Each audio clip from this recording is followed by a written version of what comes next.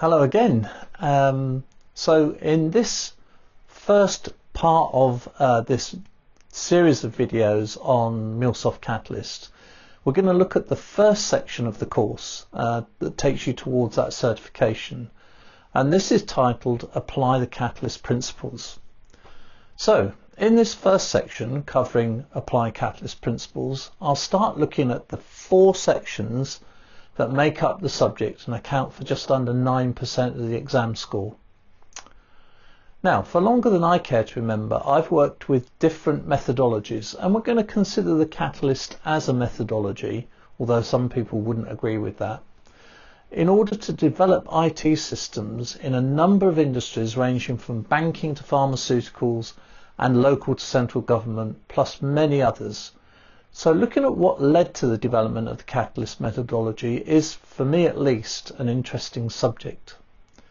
Now, if you share my interests and are thinking of embarking on the Catalyst exam route, then please consider subscribing to the channel. So the 4 areas that we're going to look at in this section are getting started with Catalyst, identifying the components of the Catalyst, defining Catalyst engagements, and adapting Catalyst to common delivery methodologies. That last point is particularly important, and we'll come on to more of that later in the videos.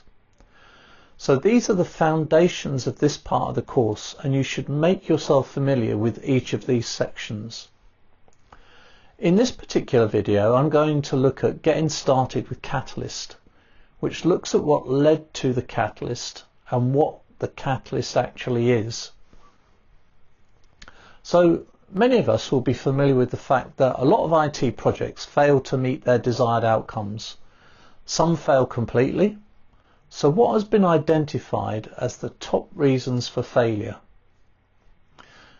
So those top reasons that are talked about in the course are lack of alignment around business outcomes, failure to balance short-term objectives against long-term goals, projects taking too much time to realise their value, and the organisation not being enabled to actually deliver success. So here's the first exam tip.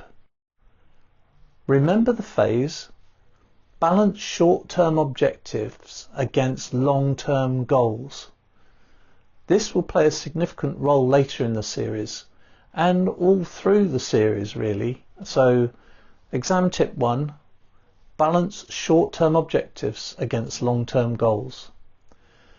Keeping these factors in mind, MuleSoft took the experience of working with many customers, and from this experience compiled best practices, documents, templates, videos and other collateral to form these into the Catalyst Knowledge Hub.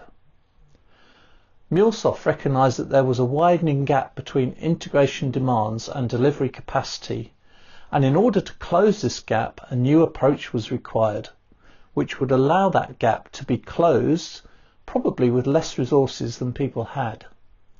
And this is the first time in the course, but it will not be the last when we talk about composable solutions.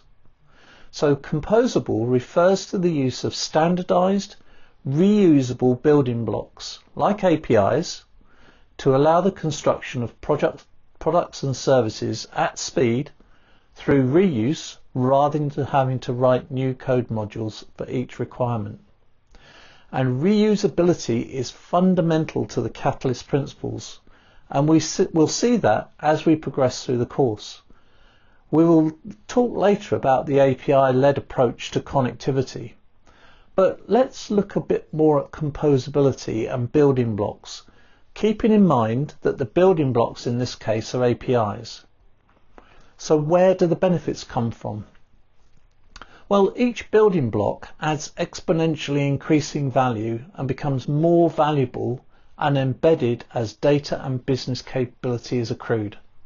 Of course, reusing blocks has the additional benefit of increasing the speed and consistency of systems, and viewed from a different angle, the consistency of functionality.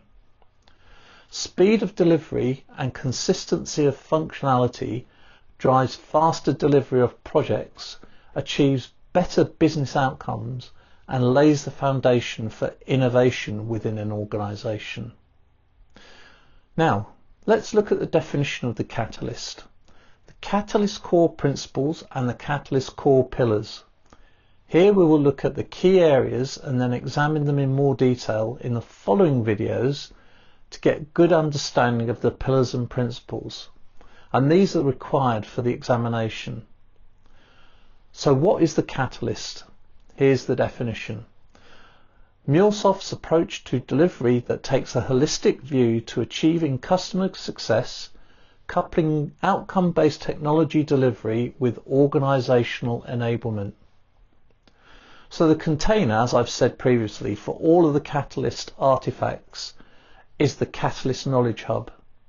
And all customers and partners have access to this Knowledge Hub. Within this container, you will find playbooks and delivery approaches, and we'll talk more about these in much more detail later on. So the Catalyst describes what to do, when to do it, and who should do each activity. And this brings me to exam tip 2. Some parts of the Catalyst are to be used as needed and with knowledge of the organisation and the required outcomes, and these are the playbooks, and some parts are strict in defining what should be done, when, and by whom, and these are the delivery approaches. Exam tip 3. Catalyst on its own is not a project delivery methodology, but it is designed to be injected into methodologies such as Prince or one of the agile methodologies that are available such as Scrum.